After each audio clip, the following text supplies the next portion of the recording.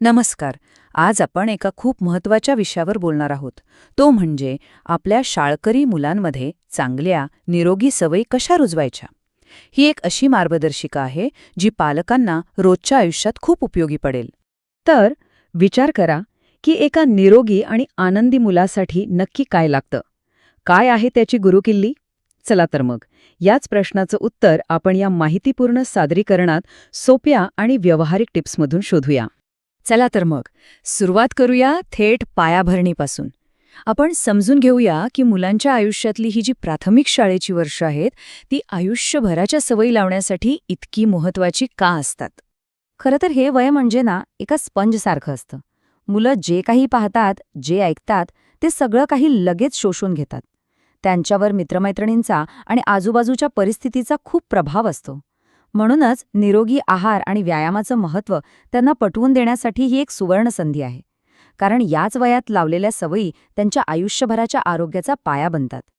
आणि हो, ही सगळी माहिती अत्यंत विश्वसनीय आहे. आपण मेलबर्नच्या द रॉयल चिल्ड्रन्स हॉस्पिटल सारख्या प्रतिष्ठित संस्थेचा मार्गदर्शक तत्वांचा आधार घेतला आहे. त्यामुळे आपल्याला मिळणारी माहितीही तज्ज्ञांनी दिलेली आणि अचूक आहे. बरं, आता वळूया थेट जेवणाच्या ताटाकडे. मुलांच्या योग्य वाढीसाठी आणि त्यांना दिवसभर ऊर्जा मिळण्यासाठी कोणते मुख्य अन्नगट आवश्यक आहेत ते आता समजून घेऊया. आपण नेहमी ऐकतो की ताट रंगीबेरंगी असावं. तर हे रंग येतात कुठून? ते येतात या 5 मुख्य अन्नगटांमधून: फळं, भाज्या, धान्य, प्रथिनं आणि दुग्धजन्य पदार्थ. प्रत्येक गटाचं एक वेगळं आणि खूप महत्त्वाचं काम आहे, जे मुलांच्या सर्वांगीण विकासासाठी आवश्यक आहे. आता हा तक्ता जरा नीट बघूया, कारण हा खूपच महत्त्वाचा आहे. इथे आपल्याला नक्की काय आणि किती प्रमाणात खायला हवं याचा एक सोपा हिशोब मिळतो. उदाहरणार्थ, दुग्धजन्य पदार्थ. मजबूत हाडांसाठी रोज 2 ते 3 वेळा आवश्यक आहेत. आता एक वेळ म्हणजे किती? तर साधारण 1 ग्लास दूध किंवा 1 वाटी दही. त्याचप्रमाणे दिवसभरच्या धावपळीसाठी लागणारी एनर्जी ब्रेड आणि तृणधान्यांमधून येते. त्यामुळे रोजच्या जेवणाचं नियोजन करायला हा तक्ता खूप मदत करतो. ठीक आहे, मग आता हे सगळं कळलं, पण रोजच्या धावपळीत हे वापरायचं कसं?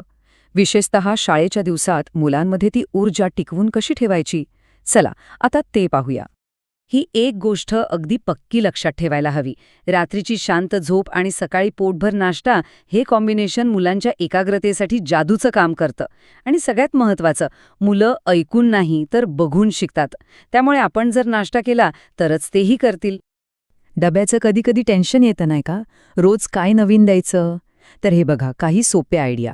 साध्या चपाती भाजीऐवजी कधीतरी रोल करून दिला किंवा गाजर काकडीच्या पट्ट्या दिल्या डिपसोबत, मुलांना किती मजा येते.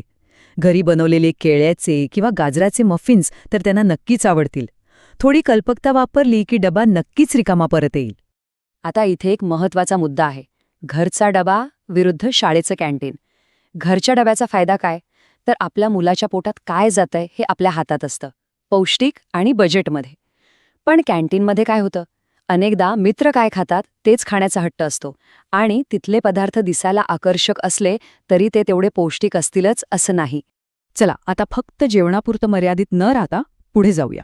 कारण निरोगी सवय म्हणजे फक्त चांगलं खाणं नाही, त्या पलीकडेही काही गोष्टी आहेत ज्या खूप महत्त्वाच्या आहेत.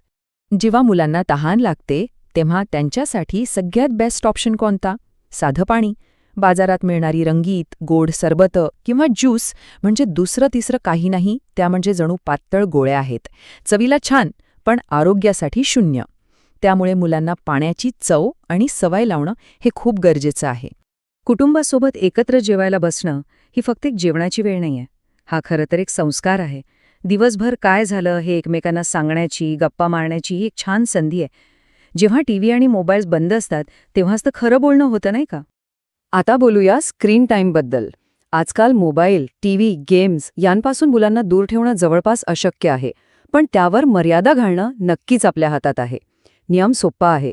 दिवसभरात 2 तासांपेक्षा जास्त स्क्रीन टाईम नको. आणि तो स्क्रीनवरचा वेळ कमी करून काय करायचं? तर मुलांना बाहेर पाठवायचा.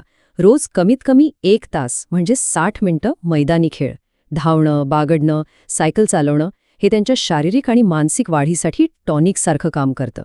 चला तर मग आपण आत्तापर्यंत जे काही पाहिलं ते थोडक्यात पुन्हा एकदा बघूया. ही आहे एक सोपी चेकलिस्ट जी आपल्याला रोजच्या आयुष्यात नक्कीच उपयोगी पडेल. ही यादी बघितली की लक्षात येतं की हे काही रॉकेट सायन्स नाहीये. अगदी छोट्या गोष्टी आहेत.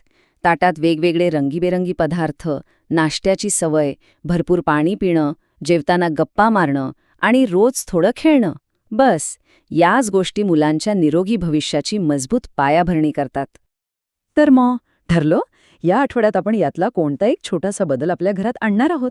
कदाचित फक्त रोज रात्री एकत्र जेवायला बसण्याचा नियम, किंवा संध्याकाळी अर्धा तास मुलांसोबत खेळणं. सुरुवात छोट्या गोष्टींपासूनच होते. चला तर मग